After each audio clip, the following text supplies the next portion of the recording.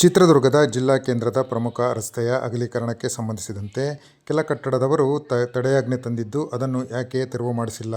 8 ವರ್ಷಗಳು ಬೇಕಾ ಎಂದು ಚಿತ್ರದುರ್ಗದ ಶಾಸಕ ವೀರೇಂದ್ರ ಪಪ್ಪಿ ಹಾಗೂ ಹೊಳಲ್ಕೆರೆ ಶಾಸಕ ಎಂ. ಚಂದ್ರಪ್ಪ ನಗರಸಭೆ ಆಯುಕ್ತರನ್ನು ತರಾಟೆಗೆ ತೆಗೆದುಕೊಂಡ ಘಟನೆ ಚಿತ್ರದುರ್ಗದ ಕೆಡಿಪಿ ಸಭೆಯಲ್ಲಿ ನಡೆಯಿತು. ನೀವು ಹಿಂದಿನ ದಾಖಲೆಗಳನ್ನೆಲ್ಲ ನೋಡಿ 29 ವರ್ಷಗಳಿಂದ ನೆನೆಗುದಿಗೆ ಬಿದ್ದಿದೆ. ನಿಮಗೆ ಈ ಒಂದು ಜವಾಬ್ದಾರಿಯೂ ಬೇಡವಾ? ನೀವು ತೆರಿಗೆ ಕಟ್ಟಿಸಿಕೊಳ್ಳುವುದಿಲ್ಲವಾ ಎಂದು ಶಾಸಕ ಚಂದ್ರಪ್ಪ ತರಾಟೆಗೆ ತೆಗೆದುಕೊಂಡರು. ಹಳೆಯ ದಾಖಲೆಗಳನ್ನು ಸುಟ್ಟಿ ಹಾಕಿದ್ದೀರಾ ಎಂದು ಕಿಡಿಕಾರಿದರು.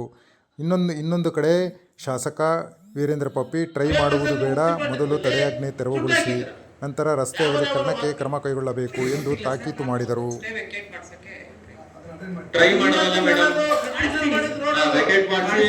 ಅದು ರೋಡ್ ಅಗಲ ಮಾಡೋದಕ್ಕೆ ಏನ್ ಬೇಕೋ ಅದು ಕ್ರಮ ಕೈಗೊಳ್ಳ್ರಿ.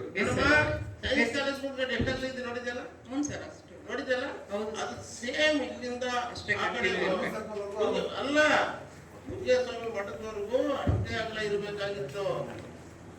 ಅದು ಅಷ್ಟೇ ಪ್ರಜೆಗೂ ಯಾರೋ ಒಂದು ಈಡಾಗಿ ದುಡ್ಡು ಹತ್ರ ಕಟ್ಕೊಂಡು ಸಾರ್ವಜನಿಕ ಹಿಂಸೆ ಬಂದ. ಅದು ಈ ಕಡೆ ಒಂದು 20 ಕಾರ್ ಲಾರಿಗಳು ನಿಂತಿರ್ತವೆ, ಒಂದು 100 ಸಾವಿರಾರು ವೆಹಿಕಲ್ ನಿಂತಿರ್ತವೆ.